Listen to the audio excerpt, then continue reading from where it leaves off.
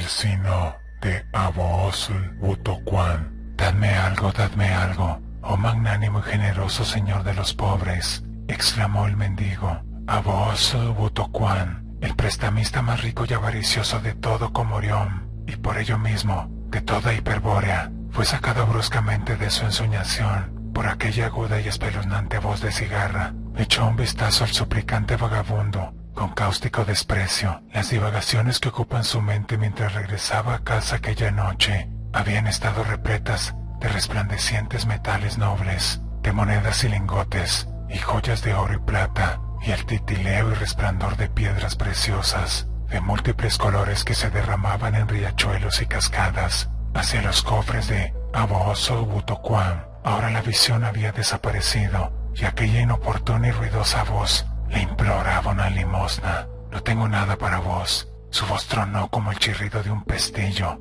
al cerrarse. Solo 2 pasaors, oh generoso, y os revelaré una profecía. Aboozl Butokuan miró por segunda vez al mendigo. Nunca antes en todos sus viajes por Comorión había visto una especie de humano de la clase medicante tan mal encarado como aquel. El hombre era absurdamente viejo y su piel parda de momia. Allá donde asomaba, se veía surcada de arrugas que eran como la pesada tela de una gigantesca araña tropical. Sus harapos eran algo fabuloso, y la barba que colgaba y se mezclaba con ellos era canosa como el musgo de un enebro primígenio. No preciso de vuestras profecías. Un pastor, entonces. No. Los ojos del mendigo se tomaron malignos y funestos en las marchitas cuencas de sus ojos, como las cabezas de 2 pequeñas víboras venenosas en sus madrigueras. Entonces, oh, Aboozl Butokuan, Siseo, os revelaré la profecía gratuitamente. Escuchad vuestro sino. El sacrilegio y excesivo amor que profesáis por las cosas materiales y vuestra codicia por todas ellas os llevarán a un horror que tanto el sol como las estrellas ignoran por igual. La oculta opulencia de la tierra os seducirá y atrapará, y la mismísima tierra os devorará. Finalmente, marchaos, exclamó Aboozl Butokuan. El destino que me reveláis no es más que un críptico acertijo en sus primeras frases, y la última suena demasiado mánida. No necesito que un mendigo me diga cuál es el destino mortal de todos los hombres. Sucedió al cabo de muchas lunas, aquel año que llegó a ser conocido por los historiadores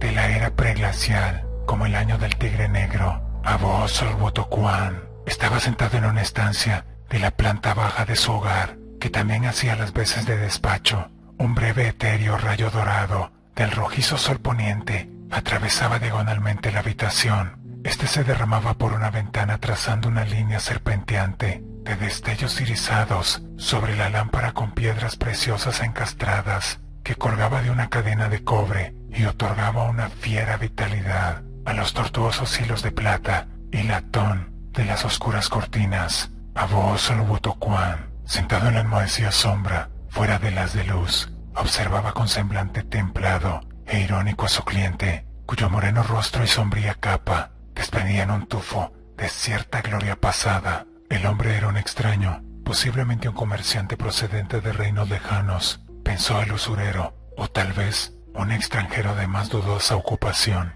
Sus rasgados y estrechos ojos de color verde esmerilado, su desaliñada barba azulada y la tosca confección de un triste atuendo eran suficiente prueba de su estatus de extranjero en Comorión. 300 de hals es una suma enorme, dijo el prestamista pensativamente. Además, no os conozco. ¿Qué aval podéis ofrecerme? El visitante sacó de debajo de su ropaje un pequeño saco de piel de tigre, atado por la boca con un trozo de tendón, y tras abrirlo con un hábil movimiento, dejó caer ante los ojos de Aboozl Butokuan 2 esmeraldas en bruto de gran tamaño e inmaculada pureza. Su corazón despedía un fulgor de fuego gélido y verde helado cuando el oblicuo sol poniente se reflejaba en él, y un destello de avaricia prendió en los ojos del usurero. Sin embargo, habló con tono frío e indiferente. Quizás podría prestaros 150 de hals. Es difícil deshacerse de unas esmeraldas, y si no regresáis para reclamar las gemas y pagarme el dinero,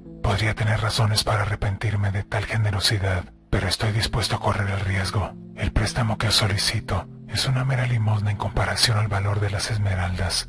protestó el extraño. Dadme 250 de Hals. Me han contado que hay otros prestamistas en Comorión. 200 de Hals es lo máximo que puedo ofreceros. Es cierto que esas gemas poseen cierto valor, pero tal vez las hayáis robado. ¿Cómo podría yo saberlo? No tengo costumbre de hacer preguntas indiscretas. Tomadlas, dijo el extranjero apresuradamente. Aceptó las monedas de plata que Abosl Butokuan iba contando y no volvió a protestar. Cuando partió, el usurero lo observó con una sonrisa burlona, mientras extraía sus propias conclusiones. Estaba seguro de que aquellas joyas eran robadas, pero no se sentía perturbado ni inquieto por esta circunstancia. Daba igual a quién hubiera pertenecido o cuál fuera su historia. Aquellas esmeraldas suponían una interesante y valiosa incorporación a los cofres de Abosl Butokuan. Incluso la esmeralda más pequeña habría resultado absurdamente barata, a 300 de Hals. Además, el usurero no tenía temor de que el extraño regresara para reclamar su aval. No, el hombre era claramente un ladrón y se había alegrado de deshacerse de la prueba de su delito. En cuanto al verdadero propietario de las gemas,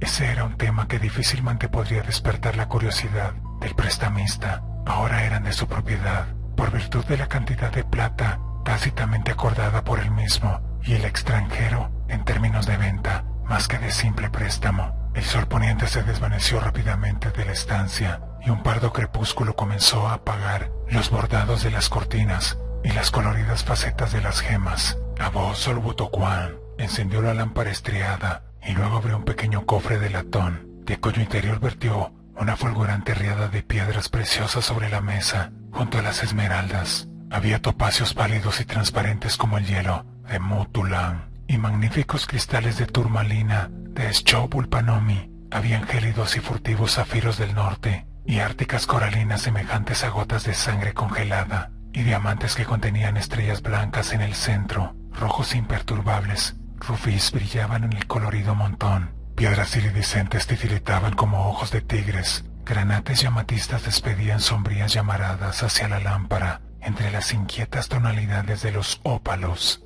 Además habían otras esmeraldas, pero ninguna tan grande e inmaculada como las dos que había adquirido aquella tarde. Abosl Butokuan distribuyó las piedras preciosas en relucientes hileras y círculos, como ya había hecho en incontables ocasiones, y colocó todas las esmeraldas en sus nuevas adquisiciones a un lado. Como capitán liderando un desfile, estaba sumamente complacido con el negocio que había hecho y bien orgulloso de sus desbordantes cofres. Contemplaba las joyas con un amor avaricioso, con una complacencia miserable, y se podría pensar que sus ojos eran como pequeños jaspes encastrados en un rostro curtido similar al pergamino de las cubiertas de algún viejo libro de dudosa magia. Dinero y piedras preciosas, solo esas cosas pensaba, eran inmutables y permanentes, en un mundo de incesante cambio y fugacidad. En ese momento sus reflexiones se vieron interrumpidas por un suceso harto singular, de repente y sin previo aviso,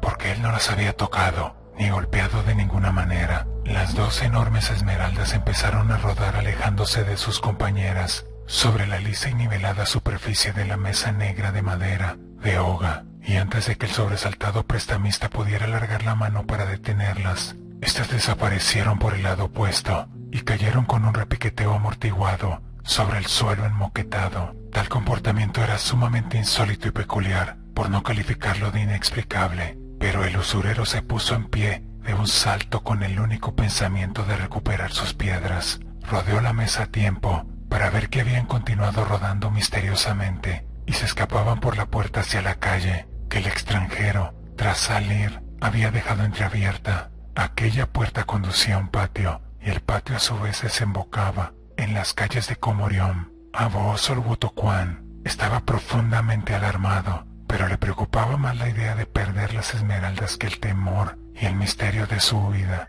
Las persiguió con una agilidad de la que pocos le hubieran creído capaz, y abriendo la puerta de par en par, vio a las fugitivas esmeraldas brillando con una sorprendente suavidad y rapidez sobre las toscas e irregulares losas del suelo del patio. El crepúsculo daba paso al azul oscuro de la noche, pero las piedras preciosas parecían titilar burlonamente con un extraño brillo fosfórico mientras las perseguía. Claramente visibles en la oscuridad, atravesaron la candela abierta que conducía a una avenida principal y desaparecieron. Abosl Butokuan comenzó a sospechar que las piedras estaban encantadas, pero ni tan siquiera ante una brujería desconocida pensó en renunciar a algo por lo que había pagado la generosa suma de 200 de hals. Alcanzó la calle a rápidas zancadas y solo se detuvo para asegurarse de la dirección que habían tomado las esmeraldas. La sombría avenida estaba casi desierta, porque a esas horas los ciudadanos respetables de Comorión estaban ocupados en deglutir su comida nocturna, tomando velocidad y rozando ligeramente la tierra en su huida. Las gemas se alejaron a toda prisa hacia la izquierda, en dirección a los suburbios menos respetables, y más allá, la salvaje y exuberante jungla. Abó Solbutocuán vio que debía redoblar el paso si quería alcanzarlas, jadeando y resollando valerosamente por un ejercicio al que estaba tan poco acostumbrado. Reanudó la persecución, pero a pesar de sus esfuerzos las piedras se mantenían siempre a la misma distancia de él, con una enloquecedora agilidad y macabra voluntad, tintineando musicalmente a intervalos contra el pavimento. El desesperado y estupefacto usurero se quedó pronto sin aliento, y al verse obligado a aminorar la velocidad, temió perder de vista las gemas en fuga. Sin embargo, inexplicablemente, a partir de ese momento avanzaron con una lentitud que se ajustaba a la suya propia, manteniéndose siempre a la misma distancia. El prestamista comenzó a desesperarse. La huida de las esmeraldas estaba conduciendo a los barrios de las afueras de Comorión, donde habitaban los ladrones, asesinos y mendigos. Allí se encontró con algunos viandantes, todos ellos de dudosa catadura, que miraban estupefactos a las piedras en fuga, pero ninguno hizo el menor esfuerzo por detenerlas. A continuación, los ruinosos edificios de viviendas fueron haciéndose cada vez más pequeños, con solares vacíos entre medias, y pronto dieron paso a cabañas aisladas, donde luces furtivas brillaban en la densa oscuridad, bajo la frondosidad de las altas palmeras, todavía claramente visibles y brillando con una burlona fosforescencia. Las piedras huyeron ante sus ojos por la oscura calzada. Sin embargo, al prestamista le pareció que iba ganándoles un poco de terreno. Sus fofas extremidades y su cuerpo abotargado estaban débiles por el cansancio y se sentía profundamente sofocado, pero continuó avanzando con esperanzas renovadas, jadeando con más ávida avaricia. Una luna llena enorme y ambarina se elevó por detrás de la jungla y comenzó a iluminar su camino. Comorión había quedado bastante atrás y ya no se veían más cabañas al borde del solitario camino forestal, ni a ningún otro viajero. Tembló ligeramente, bien por miedo o por el gélido aire nocturno, pero no aminoró el paso. Estaba dando alcance a las esmeraldas, lentamente pero sin pausa, y presintió que lograría atraparlas pronto. Tan absorto estaba en la sobrenatural persecución y sus ojos tan clavados en las gemas, en constante movimiento, que no se percató de que ya no avanzaba por una calzada abierta. De alguna manera, en algún punto, se había desviado por un estrecho sendero que se abría paso entre árboles monstruosos, cuyo follaje convertía los rayos de luna en una malla de mercurio con densas y fantásticas filigranas de ébano, agazapados en actitud amenazante, como gigantescos reciarios, parecían apiñarse a su alrededor desde todas direcciones. Pero el prestamista hacía caso omiso a sus lúgubres amenazas y no prestó atención a la siniestra atmósfera y soledad del sendero selvático, ni al hedor de humedad que flotaba bajo las copas de los árboles como estanques invisibles. Poco a poco fue aproximándose a las huidizas gemas hasta que las vio correr, titilar, tentadoramente no muy lejos de su alcance, y tuvo la impresión de que le miraban como dos ojos verdosos y brillantes, rebosantes de seducción y burla. Entonces, cuando estaba a punto de lanzarse hacia adelante, en el último y supremo esfuerzo por atraparlas, desaparecieron abruptamente de su vista, como si hubieran sido engullidas por las sombras del bosque, que se recordaban como pitones reales, bajo la estela brillante de la luz lunar. Confundido y desconcertado, Abó Solbutocuán se detuvo y examinó aturdido el lugar donde habían desaparecido. Vio que el sendero concluía a la entrada de una caverna que se abría negra y silenciosa ante él y que conducía a insondables profundidades subterráneas. Era una caverna de aspecto sospechoso y amenazador, con colmillos afilados de roca y barba de extraños matojos de hierbas. Y Abo Solwotocuan, en cualquier otro momento y con la mente fría, habría vacilado largo tiempo antes de penetrar en aquel lugar, pero en ese preciso instante no era capaz de obedecer a otros instintos que no fueran el fervor de la persecución y la persuasión de su avaricia. La caverna había engullido sus esmeraldas tan vilmente. Era una pronunciada pendiente que bajaba abruptamente hacia la oscuridad. Era un pasaje bajo y estrecho y resbaladizo debido a nauseabundas excreciones que cubrían el suelo, pero el prestamista recuperó cierta esperanza cuando captó fugazmente el fulgor de las piedras que parecían flotar a sus pies en el negro aire, como si pretendieran iluminar su camino. La pendiente le condujo a un pasillo llano y serpenteante, en el que Abo Solwotocuan comenzó de nuevo a aproximarse a sus huidizas posesiones, y la esperanza inflamó su pecho jadeante. Tenía las esmeraldas casi al alcance de la mano, pero entonces, con hábil presteza, las piedras escaparon de su campo de visión tras un ángulo del pasillo, y al seguirlas, se detuvo asombrado, como si una mano implacable lo estuviera reteniendo. Durante algunos segundos se quedó medio cegado por la pálida luz, misteriosa y azulada, que se derramaba del techo y las paredes de la enorme caverna en la que había emergido, y se quedó más que deslumbrado por el esplendor multicolor que llameaba y relucía y titilaba a sus pies. Permaneció en pie sobre un estrecho escalón de piedra. Toda la estancia que tenía delante y detrás de él, casi hasta el nivel de aquel escalón, estaba repleta de joyas, con un granero lleno de grano. Era como si todos los rubíes, los ópalos, berilos, diamantes, amatistas, esmeraldas, crisólitos y zafiros del mundo hubieran sido reunidos y confinados en un pozo inmenso. Creyó ver sus propias esmeraldas yaciendo tranquila y decorosamente en un montículo cercano de la ondulante masa, pero había tantas otras de igual tamaño y pureza que no podía estar seguro de que aquellas fueran las suyas. Durante un rato apenas pudo dar crédito a la inefable visión. Después, con un único grito de éxtasis, saltó hacia adelante del escalón, hundiéndose casi hasta las rodillas en las movedizas y ondeantes piedras preciosas. A manos llenas, levantó las llameantes y chispeantes gemas y dejó que resbalaran ante sus dedos, lenta y voluptuosamente, y que cayeran con un tenue chasquido sobre el monstruoso montón. Pestañeando por el júbilo que le embargaba, observó las luces y colores espléndidos que irradiaban las gemas, los cuales se expandían y contraían en ondas. Las vio arder como ascuas encendidas y estrellas secretas, o destacar con ojos ardientes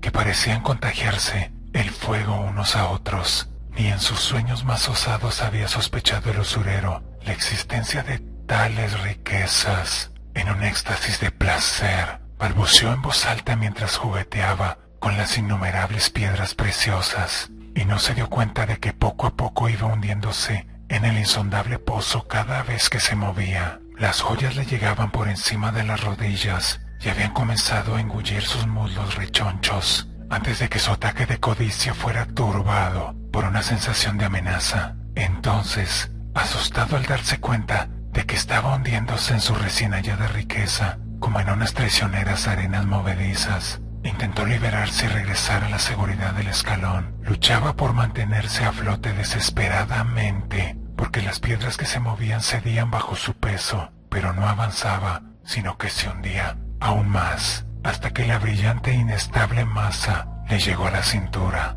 Abo Solwotocuan empezó a sentir un terror demente ante la intolerable ironía de la angustiosa situación en la que se hallaba. Gritó con todas sus fuerzas, y como si de una respuesta se tratase, oyó una fuerte, empalagosa y maligna risa entre dientes procedentes de la caverna a sus espaldas. Volvió la cabeza con un doloroso esfuerzo y vio a un ser sumamente peculiar, agazapado sobre una especie de banco de piedra, situado en una repisa por encima del pozo de joyas. El ser era íntegra y extremadamente no humano, y tampoco se asemejaba a ninguna otra especie animal, o a ningún dios o demonio conocido de Hiperbórea. Su aspecto no ayudó a apaciguar la alarma y el pánico del prestamista. La criatura era muy grande, pálida, y estaba agachada, con el rostro semejante al de un sapo y un cuerpo hinchado y viscoso, con numerosos miembros o apéndices de sepia. Yacía totalmente extendido sobre el banco, con su cabeza sin mentón y una larga hendidura por boca que colgaba sobre el foso, y sus fríos ojos sin pestañas observaban de refilón a Abó-Sol-Wotocuán. El usurero tampoco se sintió muy aliviado cuando la criatura comenzó a hablar con una espesa y repugnante voz, como cebo derretido de cadáveres goteando de la tetera de un brujo. «Vaya, ¿qué tenemos aquí?», dijo. «Por el negro altar de Satowa es un gordo prestamista revolcándose en mis joyas como un cerdo extraviado en un lodazal. Ayudadme», aulló. «Abó-Sol-Wotocuán, ¿es que no veis que me estoy hundiendo?». La entidad dejó escapar su oleaginosa risa entre dientes.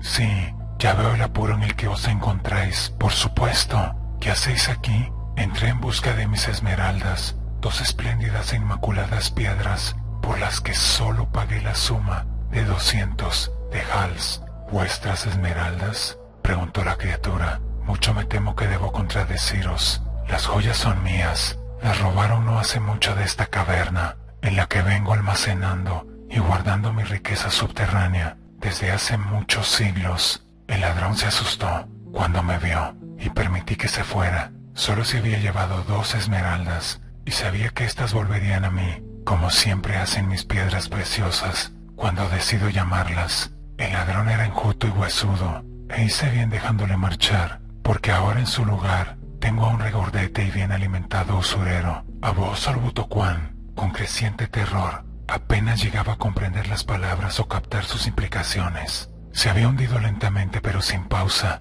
en el montón movedizo, y las gemas verdes, amarillas, rojas y violetas parpadeaban fabulosamente alrededor de su pecho y penetraban con un ligero tintineo bajo sus axilas. «¡Socorro! ¡Socorro!», aulló. «Me van a enterrar vivo», sonriendo sardónicamente y revelando la punta bífida de una gruesa y blanca lengua. La singular criatura se bajó del banco de piedra con informe facilidad y extendió su cuerpo plano sobre la montaña de gemas, sin apenas hundirse, y reptó hasta colocarse en una posición desde la que podía alcanzar al desesperado usurero, con sus apéndices similares a los de un pulpo. Lo extrajo de la montaña con un solo movimiento increíblemente rápido. A continuación, sin pausa o preámbulo o comentario alguno, lenta y metódicamente, la criatura comenzó a devorarlo.